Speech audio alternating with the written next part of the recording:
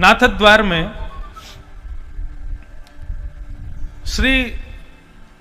श्रीमद वल्लभाचार्य जी महाराज के अर्चक ठाकुर जी बैठे, केवल मेरे अंगूठे के बराबर के लड्डू गोपाल हैं, कितने हजार वर्ष पुराने कोई पता नहीं। उनको कहा जाता नवनीत प्रिया। नवनीत प्रिय यानी कि नवनीत कहते मक्खन को, प्रिय यानी प्रेम करने वाला, मक्खन का प्रेमी, नवनीत प्रिय। तो श्रीनाथ जी का मंदिर है, श्रीनाथ जी के ठीक बगल में ही नवनीत प्रिया जी, इतने से छोटे से ठाकुर जी बैठे। श्रीनाथ जी को यदि 10 रोटियों का भोग आता है तो नवनीत प्रिया जी को 20 रोटी आती है।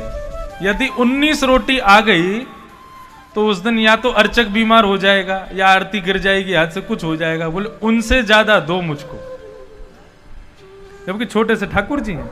अच्छा, दूसरी बात, श्रीनाथ जी का भोग आता है मंदिर में, गर्भगृह में, लेकिन वो नवनीत प्रिया जी वो रसोई में जाते हैं, वहां जाके भोजन करके आते हैं। जैसी सामग्री बनी वैसी खवा दो। वो किस भाव से? बोले नन्नो सो लाला है, यशोदा को छोरा है, यशोदा को नेक्सो सो काना है, उस भाव से। तो एक बार उनका भोग लग रहा था रसोई घर में। तो ठाकुर जी के भोग में भी बड़ी पद्धतियां हैं। मिष्ठान को आगे रखो, मीठा ठाकुर जी की तरफ होना चाहिए।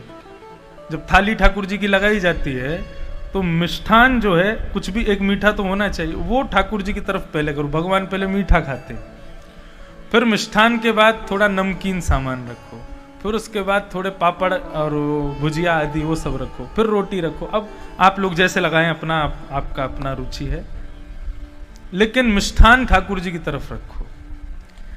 तो यही क्रम चलता आ रहा था नाथद्वारा में भी। पहले ठाकुर जी के सामने मिष्ठान रखा जाता है। उस दिन पुजारी जी से गलती हो गई, उन्होंने मिष्ठान थोड़ा सा आगे कर दिया, कढ़ी को पहले कर दिया और मिष्ठान दूर कर दिया। अब वो तो भोग लगाने के लिए ठाकुर जी को भीतर विराजमान करके और चले गए। 45 मिनट का भोग लगता है। कई घरों में हम देखते हैं कि सीधा भोग रखा, ठाकुर जी घंटी हिलाई, तुरंत उठा लिया। अरे चखने तो दो उनको, तुमने सीधे रखे उठा लिए। और कई जगह में देखा है कि वहां पर पता है क्या है, स्पेशल एक काला सा एक डिब्बा होगा जिस पे बहुत मेल जम रहा होगा। उसमें अंदर क्या है, काजू, बादाम, किशमिश और मिश्री। ये क्या है? ये उनके भगवान का 12 महीना का भोजन है। सुबह उठते ही नला धुला के बस काजू बादाम मिश्री रख दो ठाकुर जी को, पूरे दिन वही खाएंगे। वाह, कितना भयंकर व्रत करवा रहे हो ठाकुर जी का।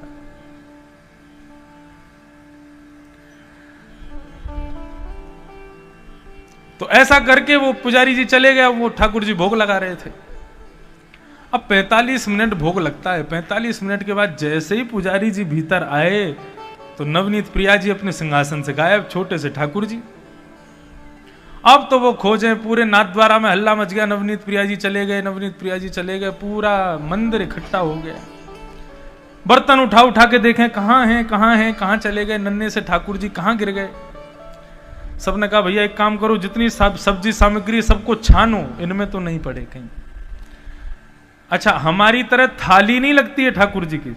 एक और पद्धति, खाली थाली रख दो ठाकुर जी के पास और सारी सामग्रियां रख दो ठाकुर जी के सामने। अब ठाकुर जी स्वयं ले लेंगे, जो उनकी इच्छा होगी अपने आप पालेंगे। ऐसा भी कहीं कहीं नियम होता है। तो बड़े बड़े बर्तन रखे थे सामने, कड़ी रखी है, दाल रखी है, सब्जी रखी है, सब रखा। सबको उलट उलट करके खोजे ठाकुर जी कहां हैं। तो सबसे आगे कढ़ी का जो रखा था सिंहासन के पास, उसको जैसे ही छाना उसमें नवनीत प्रिया जी निकल आए। तो पुजारी जी को लगा कि ठाकुर जी को कढ़ी इतनी पसंद है कि खाई नहीं है, उसमें कूद ही गए हैं। तो इसका मतलब आज से ठाकुर जी को कढ़ी का भोग सबसे ज्यादा लगाया जाएगा। अब तो ये स्थिति हो गई, नाथद्वारा में 12 महीना कढ़ी बनने लगी। कढ़ी बन रही है, कढ़ी खवाए जा रहे हैं। बोले ठाकुर जी कूद गए उसको खाने के लिए, तो वो खिलाएंगे। पुजारी जी एक दिन रात्रि सोए थे, ठाकुर जी रोने लगे स्वप्न में आके। पुजारी उठ गए, जय जय, मुझसे कोई अपराध हो गया, आप रुदन क्यों कर रहे हो? बोले हमारो इतने दिन पहले आपने भोग लगायो। बोले हाँ। भोग में मिष्ठान मोसों दूर कर दियो। आगे कड़ी पधरा दे। बोले हाँ कड़ी पधराई, आपको तो कड़ी प्रिय है। बोले कड़ी प्रिय, कहां से प्रिय कड़ी मोकू? बोले अरे आप वह कड़ी में कूद गए। बोले मैं कड़ी में कूदा नहीं था, मैं तो मिष्ठान लेने के लिए जा रहा था, कड़ी बीच में आ गई, अब हम उसमें कूद गए, आपको लगा कि हमको कड़ी ज्यादा प्रिय है, और तब से आप हमको कड़ी कड़ी कड़ी कड़ी खवाए जा रहे हो। आज से 1 महीना तक अब कड़ी नहीं खिलाना हमको, केवल मीठा खिलाओ। ऐसे ठाकुर जी। ये क्या है? अब ना तो ठाकुर जी को आप देख पाओगे ना सुन पाओगे, लेकिन अनुभव होगा, और यही अनुभव, इसी को आनंद कहते हैं, यही भगवान है।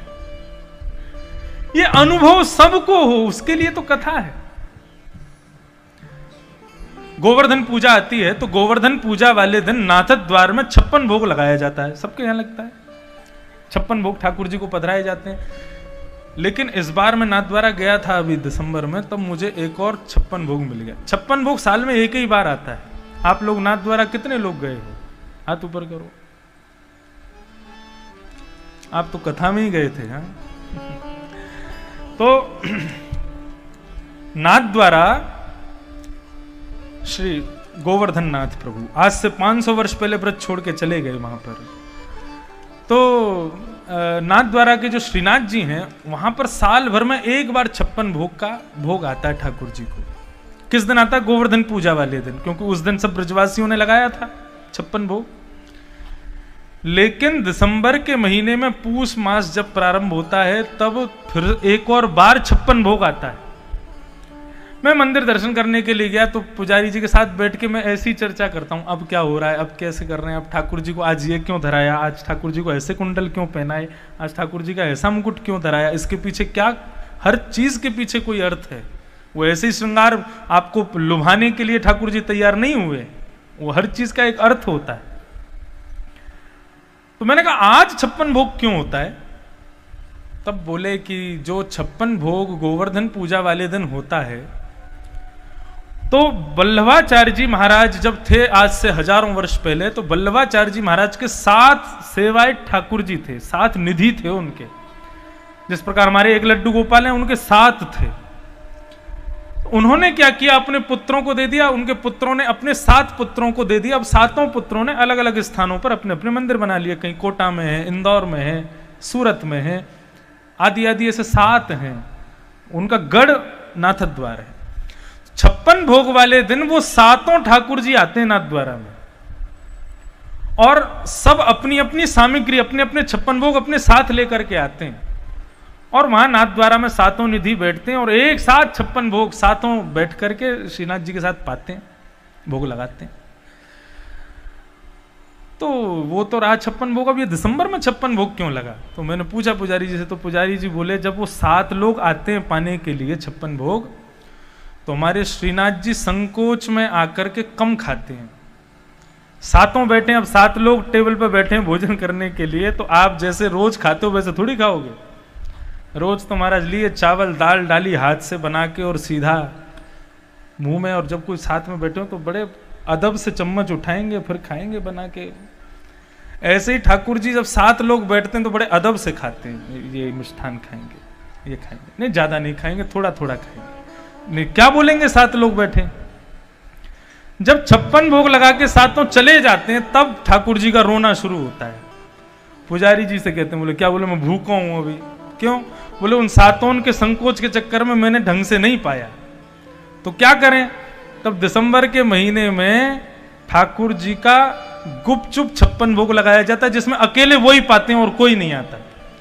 नाथद्वार का एक नियम है, जब ठाकुर जी भोग लगाएंगे तो बाहर सेनाई बजेगी, पूरे नगर को सुनाई देगी, नगाड़े बजेंगे, पूरा नगर सुनेगा ठाकुर जी भोग लगा रहे हैं। लेकिन उस दिन सेनाई और नगाड़ा भी अंदर जाके बजाते हैं वो लोग। क्यों? वो बगल में नवनीत प्रिया जी को सुनाई नहीं दे जाए कि ठाकुर जी भोग लगा रहे हैं, नहीं तो वो आके खा जाएंगे। तो ये सब बातें, ये सब भाव, ये सब प्रेम की अनुभूतियां हैं ठाकुर जी के स्मरण की। इन सब को लोग नहीं समझ पाते। भगवान को केवल भगवान तक सीमित रखोगे तो संसार में जन्म लेना व्यर्थ है आपका। मैं अपनी कथा में स्पष्ट कहता हूं, पिताजी 2 बार मुझे टोक भी चुके इस बात के लिए। मैं स्पष्ट कहता हूं, भगवान को अगर पाना है तो सबसे पहले उनको भगवान मानना बंद कर दो।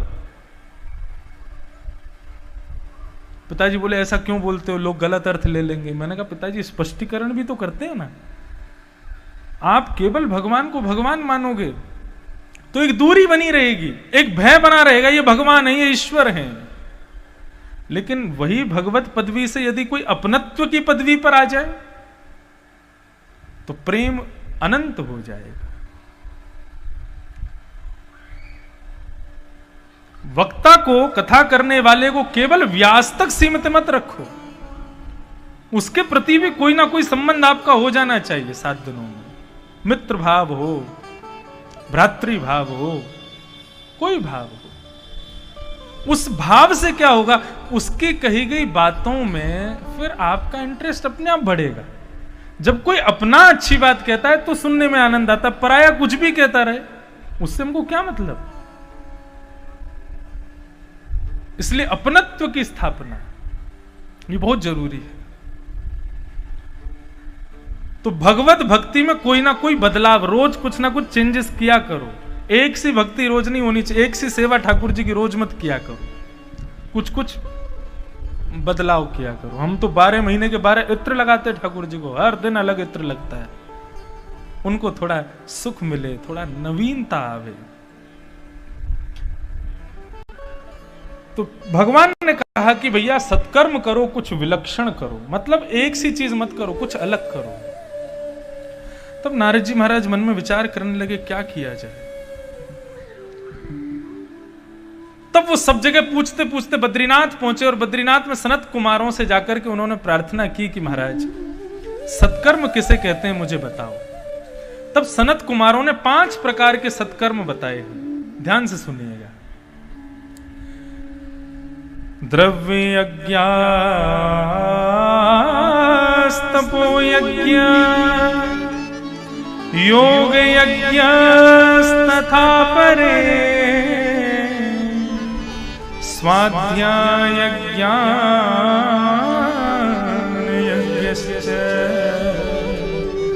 ते तु कर्म विसूचका। 5 सत्कर्म। सत्कर्म यानी कि सत्कर्म किसे कहते हैं, जिससे सबका हित होवे उसको सत्कर्म कहते हैं। और एक बात कहें, अपना हित भी करना सत्कर्म होता है। जो व्यक्ति अपने शरीर का हित नहीं करता, जो व्यक्ति अपने शरीर को व्यसनों में ढाल देता है, जो अपने शरीर को दुनिया भर के भक्ष भक्ष आदि खिला करके शरीर को बेकार करता है, ऐसे व्यक्ति को महापाप मिलता है और ये शरीर ही पाप देता है उसको। कैसे? हम लोग 84 लाख योनियों में भटकते रहते हैं, कभी छिपकली बनते हैं, कभी चींटी बनते हैं, कभी कुछ बनते हैं, कभी कुछ बनते हैं, कभी कुछ बनते हैं, और हर मृत्यु के बाद भगवान के सामने जाके कहते हैं एक बार इंसान बना के तो देखिए आप मुझे, मैं इतना भजन करूंगा कि दोबारा 84 लाखों में नहीं जाना पड़ेगा। तब भगवान कहते हैं ठीक है इस बार इंसान बना दे तुमको, बोले बनाओ। तब भगवान 5 तत्वों को बुलाते हैं, पृथ्वी, जल, तेज यानी अग्नि, वायु और आकाश। इन 5 तत्वों से भगवान फिर लोन लेते हैं, ऋण लेते हैं। क्या? अपना अपना थोड़ा थोड़ा तत्व दो।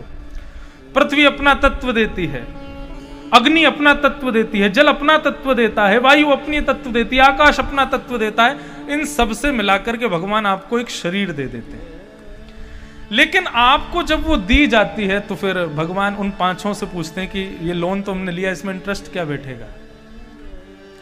भगवान कहते, वो 5 कहते हैं प्रभु देखो इसको 100 वर्ष का समय मिलेगा, अब वो इसके ऊपर ये कितनी जल्दी चुका दे, लेकिन हमारी ये शर्त है कि हमने जो अपने 5 तत्व दिए हैं, इन 5 तत्वों को और पवित्र करके हमको वापस करेगा तो इसको वैकुंठ स्वर्ग की प्राप्ति होगी, नहीं तो इसको नरक जाना पड़ेगा।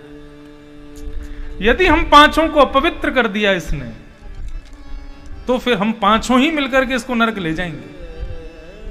मानव पृथ्वी पर आ गया, धीरे धीरे बड़ा होने लगा, बालकों के संग रहने लगा, कुसंगता में जाने लगा, बीड़ी पीने लगा, सिगरेट पीने लगा, गांजा पीने लगा, चरस पीने लगा। अब इतना ही नहीं महाराज, अब तो थोड़ी थोड़ी पी लेता है। अब पी ही नहीं रहे हैं तो इतने में क्या खा भी लो। मुर्गा की नार मरोड़ करके खा जाते हैं उसको। एक निर्दोष जानवर को जान से मार देते हैं। कई जगहों पर, कई स्थानों पर लोग सोचते हैं कि अंडा खाना पाप नहीं है, अंडा खाना जो है वो गलत नहीं होता है। आपको बताएं हम, जिस प्रकार गर्भस्थ बालक की मृत्यु का शोक बहुत होता है ना, गर्भस्थ बालक को मरवा देना एक बहुत बड़ा अपराध होता है, पाप होता है, ऐसे अंडे में जो है वो एक गर्भस्थ बालक है। आपने उसको जन्म नहीं लेने दिया, उससे पहले खा गए उसको। इस प्रकार से दूषित भोजन करता है, कुसंगता का संग करता है। इस प्रकार जो अपना जीवन जीता है, पांचों तत्व उसके क्रोधित हो जाते हैं, बोले रुक जा, तू मर बेटा, तेरे को बताएंगे हम। फिर जब उसकी मृत्यु होती है और पांचों तत्व अपने तत्वों को लेने से स्वीकार नहीं करते, क्यों? क्योंकि दूषित कर दिए। तब भगवान से जाके कहते हैं, आपने जिम्मेवारी दी थी, आपने अपनी जिम्मेवारी पर कहा था कि इसको पांच तत्व दो, हमने दे दिया, और इसने क्या किया? तब भगवान कहते हैं कि अब तुम्हारे हवाले है ये, जो करना चाहो करो। तब पंच तत्व उसको नरक लेकर के जाते हैं, और नरक में जाकर के फिर यमराज जी से कहते हैं, इसने हमारे साथ हमारा लोन नहीं चुकाया, इसने सही ढंग से नहीं चुकाया, अब आप देख लीजिए। फिर यमराज उसको उल्टा सीधा जो भी करता है, यम के नरक के बहुत सारे गुण बताए गए। उन सब को करने के पश्चात फिर जब उसका दोबारा जन्म होता है, तो दोबारा जन्म लेता है तो एक पापी खानदान में ही जन्म लेता है, फिर दोबारा पाप करता है, फिर उल्टे सीधे काम करता है, फिर नरक जाता है। एक बार यदि आपने पंच तत्वों के साथ में खिलवाड़ किया तो एक नहीं अनेक जन्मांतरों तक आपको नरक जाने से कोई नहीं रोक सकता।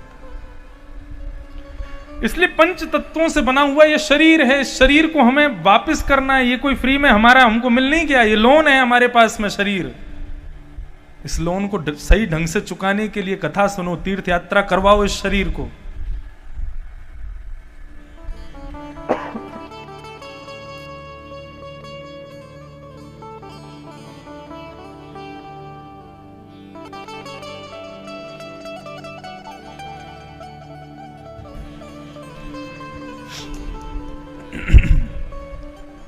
संतों का संग करवाओ, सुंदर सत्संग करवाओ, कथा सुनाओ, इससे पंचतत्व पवित्र होते हैं।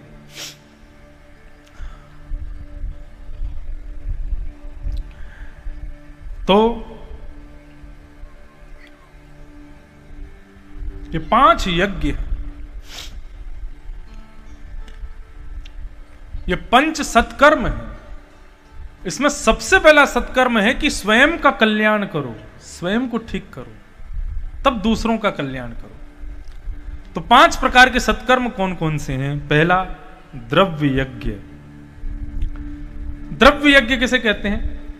भगवत स्मरण में, भगवत भजन में जो धन का व्यय आप करते हो, तीर्थ यात्रा के लिए, वृंदावन जाने के लिए, किसी तीर्थ स्थान पर जाने के लिए जो व्यय आप करते हो, उसको द्रव्य यज्ञ कहते हैं। वो भी एक यज्ञ है, लेकिन वो सबसे निम्न क्वालिटी का यज्ञ है, सबसे छोटी क्वालिटी का यज्ञ है। उसके बाद क्या आता है? तप यज्ञ। तप यज्ञ किसे कहते हैं? तप यज्ञ का मतलब होता है अपने शरीर को अव्यवस्थाओं में ढालना ही तप यज्ञ है। हम एक आसन से बैठे हैं 4 घंटे से, सुख आसन, बीच बीच में पद्मासन ले लेते हैं, लेकिन 4 घंटे में ये आसन घुटने मुड़े ही रहेंगे। ये मुड़े रह करके घुटनों को बैठाना, ये भी एक तप है। एक आसन पर ज्यादा देर बैठना, उसका प्रयास कीजिए। आप कहेंगे पैरों में दर्द होता है। पैरों में दर्द कब होगा? जब कथा में मन नहीं लगेगा, तब दर्द होगा पैरों में। ऐसा नहीं हमारे पैरों में दर्द नहीं होता, होता है, लेकिन पूरा ध्यान कथा में होता है, इसलिए पैरों का दर्द अनुभव नहीं होता। कितना भी कष्ट हो, कितना भी संकट हो, कितनी भी बड़ी चिंता हो, लेकिन कथा में जब मन लगता है तो फिर वो सब चीज स्मरण में नहीं रहती। ठीक उसी प्रकार तप यज्ञ किसे कहते हैं? अपने शरीर को थोड़ी अव्यवस्था दिलाओ, दे करके भगवत भजन करो, उसको कहते हैं तप यज्ञ। उसके ऊपर क्या आता है? द्रव्य यज्ञ, तप यज्ञ, और तत्पश्चात आता है स्वाध्याय यज्ञ। नहीं, सबसे पहला है द्रव्य यज्ञ, फिर तप यज्ञ, फिर योग यज्ञ। योग किसे कहते हैं? योग किसी प्राणायाम व्यायाम आदि इन सबको योग नहीं कहते, उसको भी योग कहते हैं। गीता के प्रत्येक अध्याय का नाम क्या? भक्ति योग, ज्ञान योग। योग वहां पे कोई भगवान प्राणायाम सिखा रहे हैं आपको, तो फिर योग क्यों कहा जाता है? योग का मतलब होता है मिलना, समन्वय, उसको योग कहा जाता है। अपने शरीर को स्वस्थता से मिलाना, उसको योग कहा जाता है। ऐसे अपने शरीर को भक्ति से मिलाना, वो भक्ति योग कहा जाता है। अपने शरीर को ज्ञान से मिलाना, वो ज्ञान योग कहा जाता है। कर्म से मिलाना, कर्म योग कहा जाता है। योग का मतलब मिलाना, मतलब अपने शरीर को सुंदर संतों से मिलवाओ, सत्संगियों से मिलवाओ। वो मैं भागवत के दुकान खोल के बैठा था, पूरी तो बेक ही नहीं पाया। अब याद आया मुझे, भा से भक्ति बेकी थी, ज्ञा से ज्ञान बेका था। उनके लिए क्या क्या व्यय करना है? भा के लिए, भक्ति के लिए भाव का व्यय करना है, ज्ञान के लिए जिज्ञासा का व्यय करना है। जिज्ञासा होगी तो ही ज्ञान मिलेगा। और फिर उसके बाद आता भाग व यानी कि वैराग्य। वैराग्य के लिए दृढ़ता का व्यय करना पड़ेगा। वैराग्य तब तक नहीं आएगा जब तक हृदय में दृढ़ता नहीं हो। लोग 7 दिन कथा सुनते हैं, उनके भीतर वैराग्य आ जाता है। अब क्या करेंगे? बोले कुछ नहीं करेंगे, अब इंद्रेश जी के संग ही रहेंगे। जहां जहां कथा करने जाएंगे इनके संग कथा सुनेंगे। घर वाले सुनते नहीं हमारी, कोई हमारा काम करता नहीं है, अब कोई घर में नहीं रहना, इन्हीं के संग रहना है। कितनी बार लोग कह देते हैं ऐसा, हमारे बच्चों की शादी हो जाएगी, हम आपके संग ही रहेंगे। ठीक है, आ जाना। फिर हम कहते हैं अब आ जाओ, बच्चों की शादी हो गई, अब बच्चे तो हो जाएं, उनको देख लें फिर आ जाएंगे। ये जीवन भर के सब नाटक हैं, कोई नहीं रहता। तो वैराग्य के लिए दृढ़ता चाहिए। दृढ़ता का व्यय करोगे तो वैराग्य मिलेगा। तो भक्ति, ज्ञान, वैराग्य, भ ग व और त के लिए क्या करना है? त्याग। त से त्याग। किसका त्याग कीजिए? किसको छोड़ना है? तजिए हरि विमुखन को संग। श्री सूरदास जी कहते हैं, जाके संग कुमति उपजत है, जाके संग कुमति उपजत पड़त भजन में भंग, पड़त भजन में भंग। जाके संग कुमति उपजत है, जिसके साथ रहने से बुद्धि हमारी वो सोचने लग जाए जो हमने कभी नहीं सोचा।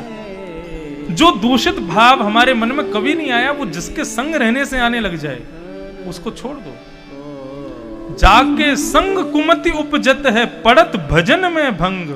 हम लोग रोज भगवान का स्मरण करते हैं, रोज दर्शन करते हैं, रोज भगवत याद करते हैं, लेकिन किसी के संग से यदि भगवत भजन में बाधा आ रही है, छोड़ दो उसको।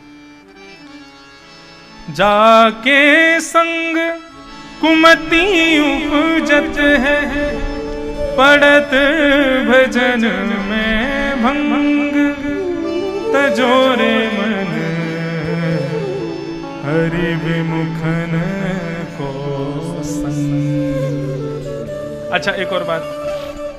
अभी मैं गुना में कथा कर रहा था, तो गुना में एक लड़का मुझसे मिलने आया इंदौर से, और इंजीनियर था, कथा सुनता था। उसके साथ में लड्डू गोपाल जी। तो देख के ही पता चल जाता है आदमी को कि उसके अंदर क्या। मैंने, क्या है, तुम दुखी क्यों लग रहे हो? तो उसने कहा कि मैं अच्छा इंजीनियर बन गया हूँ, बहुत अच्छा कमाता हूँ, लेकिन मेरे को ठाकुर जी की सेवा में सुख मिलता है, उससे मेरे पिताजी को बहुत कष्ट होता है। वो 24 घंटा बोलते हैं, तू जा, तू अपने दफ्तर जा, मैं इनको कहीं फेंक आऊंगा, मैं कहीं इनको डाल दूंगा, पूरे दिन इनकी सेवा करता है। वो इस तरीके से मुझसे करते हैं, मेरे पिता हैं, मुझे क्या करना चाहिए? शास्त्राज्ञा करते हैं माता पिता का संग नहीं छोड़ना चाहिए, लेकिन जो भगवत भजन में बाधा बने ऐसे का संग भी नहीं करना चाहिए। मैं क्या करूं? हमने उसको एक उपाय बताया, प्रैक्टिकली बताया, कोई इसका प्रमाण तो था नहीं। मैंने कहा एक काम करो, तुम्हारी ठाकुर जी के प्रति बड़ी भावना है? बोले हाँ। उनको खिलाना पिलाना सुलाना नहलाना धुलाना सब करते हो। आपके पिताजी क्या करते हैं? बोले कुछ नहीं, घर पर बैठते हैं, बैठे रहते हैं, कुछ नहीं करते। हमने कहा फिर एक काम करो, आज से कुछ दिन तक अपने पिताजी में ही लाल जी का दर्शन करने लग जाओ। अपने पिताजी में ही ठाकुर जी को देखो, बोले कि ये हमारे लाल जी ही पिताजी बन करके आए, ऐसा भाव रखो। अपने गोपाल जी को सोचो कि ये गोपाल जी तो मूर्ति के रूप में बैठे हैं, लेकिन ये चलती फिरती रूप में पिताजी के रूप में खड़े हैं मेरे सामने। 10-15 दिन ऐसा करना, और उसके बाद भी यदि पिताजी में बदलाव नहीं आवे तो देखो बेटा, शरीर से तो त्याग कर नहीं सकते पिता का, मन से त्याग देना, क्योंकि भागवत आज्ञा करती है गुरुर न शस्यात् स्वजनो न शस्यात् दैवम न तस्यात्। गुरु को छोड़ो, स्वजनों को छोड़ो, देवता को छोड़ो, पति को छोड़ो, पत्नी को छोड़ो, मां को छोड़ो, पिता को छोड़ो। कौन? जो भगवत भजन में भगवत मिलन में बाधा बने। लेकिन कैसे छोड़ो? शरीर से नहीं, मन से छोड़ो।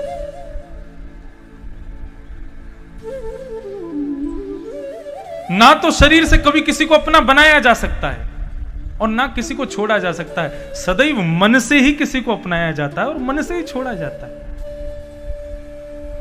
रहो पिता के साथ, लेकिन मन, जिस प्रकार भगवान शिव ने किया। रामायण सुनकर के सती और शिव दोनों निकल रहे थे, तभी भगवान शिव बोले, सती हम जिन राम की कथा सुन के आ रहे हैं ना, वो राम अभी इसी वन में विचरण कर रहे हैं, सीता जी की खोज कर रहे हैं, चलो उनका दर्शन करेंगे। सती बोली चलो।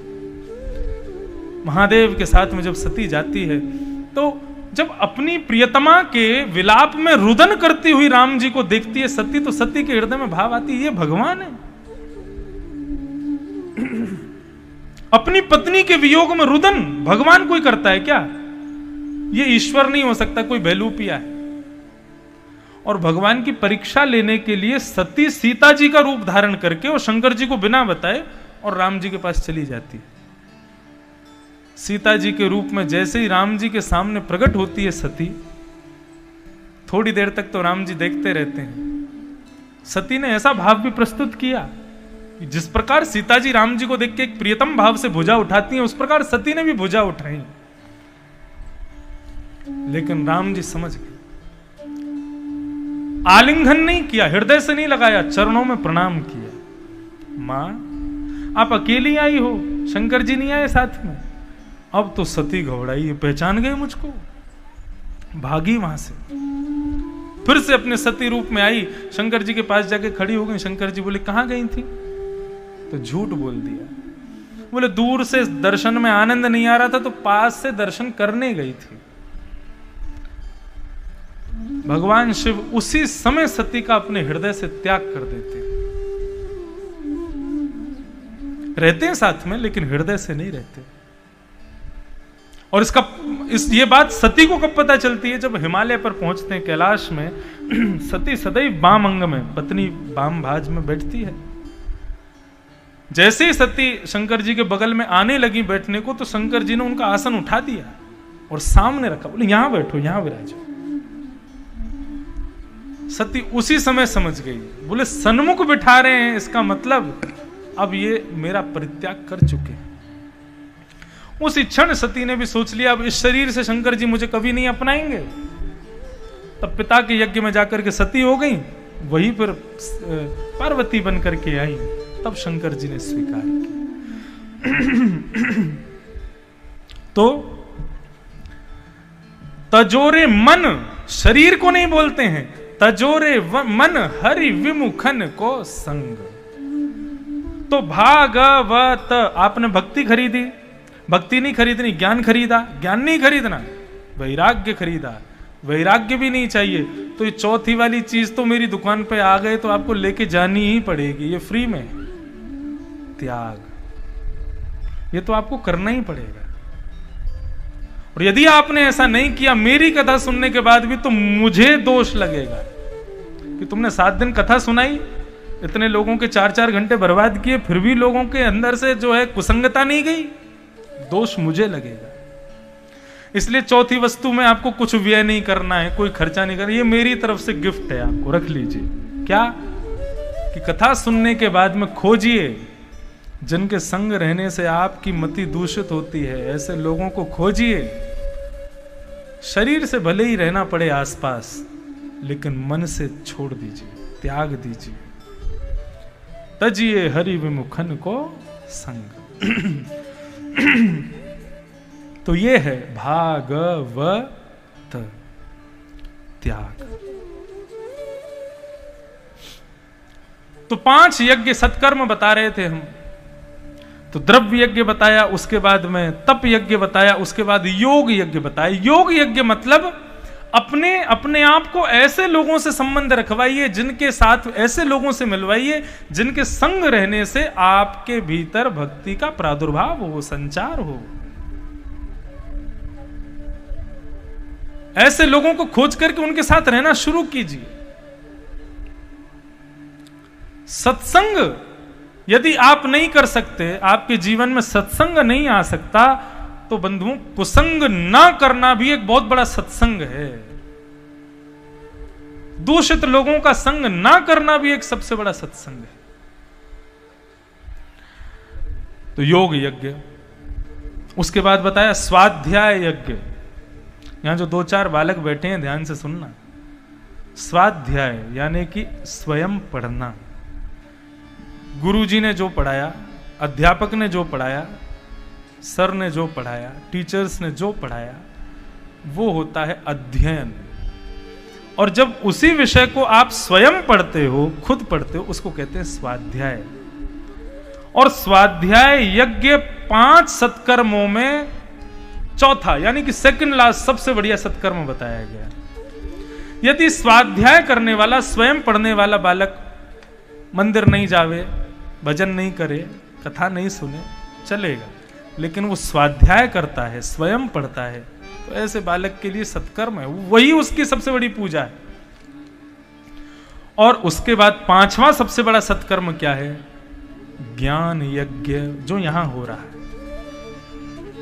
कोई अन्न यज्ञ करता है, कोई धन यज्ञ करता है, कोई अग्नि यज्ञ करता है, लेकिन वो सारे यज्ञ, उनसे सीमित लोगों का कल्याण होता है। लेकिन ये ज्ञान यज्ञ है, इस पंडाल में जितने लोग बैठेंगे, जो भी 4 घंटा कथा सुनेगा, सबका कल्याण होगा, सबको कुछ ना कुछ मिलेगा, जीवन में एक अनुभूति होगी। ये सबसे बड़ा सत्कर्म है। कथा सुनाना, कथा करना, कथा करवाना, ये सबसे बड़ा सत्कर्म है। गोपियां गोपी गीत में कहती हैं, तब कथामृतम